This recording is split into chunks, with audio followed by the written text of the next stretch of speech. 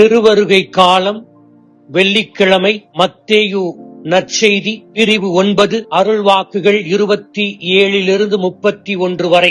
இன்றைய நற்செய்தி நம்பிக்கையுடன் அவரை அணுகிய 2 குருடர்களை இயேசு அற்புதமாக குணப்படுத்தியதை விவரிக்கிறது. பாலஸ்தீனத்தில் பலர் குருடர்களாக இருந்தார்கள். காரணம், கிழக்கு சூரியனின் தீவிர ஒளி, அசுத்தமான ஈக்களின் மேகங்கள், சுகாதாரம் குறித்த மக்களின் அறியாமை காரணமாக பாலஸ்தீனத்தில் பார்வையற்றவர்களின் எண்ணிக்கை அதிகமாக இருந்தது. 2 குருடர்களும் தெருவிலிருந்து இயேசுவை பின்தொடர்ந்து இயேசு உள்ளே நுழைந்த வீடு வரை தாவீதின் மகன் மீது தங்கள் நம்பிக்கையை உரத்த குரலில் வெளிப்படுத்தி அவருடைய இரக்கத்தை வேண்டி நின்றனர். இயேசு இந்த மனிதர்களிடம் ஒரு அற்புதத்தை பெறுவதற்கு தேவையானதை கண்டார். அதாவது ஒரு வலுவான மற்றும் எதிர்பார்க்கப்பட்ட நம்பிக்கை, தரிசனத்திற்கான பார்வை பெறுவதற்கான தீவிர ஆசை மற்றும் இரக்கத்திற்கான உண்மையான இறைவேண்டல், இவை 3ஐயும் கண்டார்.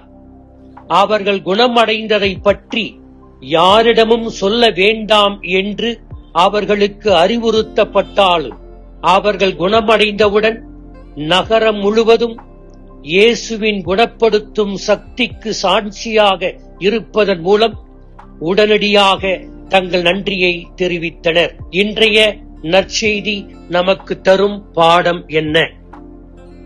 நம்பிக்கை என்பது என்ன? சாத்தியமற்ற ஒன்றை துணிச்சலோடு தோல்வி தர வல்லதாக இருந்தாலும் கூட, அபாயகரமாக இருந்தாலும் கூட, அதனை முழுமையான நம்பிக்கையோடு எதிர்கொள்வது. இன்றைய உலகத்தினுடைய சொல்லாடலில் சொல்ல வேண்டுமானால், நம்பிக்கை என்பது பெட்டிக்கு வெளியே சிந்திப்பது, thinking out of the box, taking risky decision. இதுதான் உண்மையான நம்பிக்கை. நமது வாழ்வின் மேடு பள்ளங்களை இவை எவற்றிலும் பற்றுக்கொள்ளாமல் நாமாக வாழ அனுமதிப்பதே நம்பிக்கை. இதனை புனித லொயோலா இன்னாசியார் இப்படி சொல்லுவார்: ஆண்டவரே, நான் கவலைப்படவில்லை. நீண்ட ஆயுளை நீர் கொடுத்தாலும் நான் கவலைப்படவில்லை. குறுகிய ஆயுளை கொடுத்தாலும் நான் கவலைப்படவில்லை. பணக்காரனாக இருந்தாலும் நான் கவலைப்படவில்லை. நான் ஏழ்மையாக இருந்தாலும் கவலைப்படவில்லை. நான் ஆரோக்கியமாக இருந்தாலும் கவலைப்படவில்லை. நான் உடல்நலமற்றோடு இருந்தாலும் நான் கவலைப்படவில்லை. இப்படிப்பட்ட பற்றின்மைதான் ஒரு மனிதரை சுதந்திரமாக மாற்றுகிறது.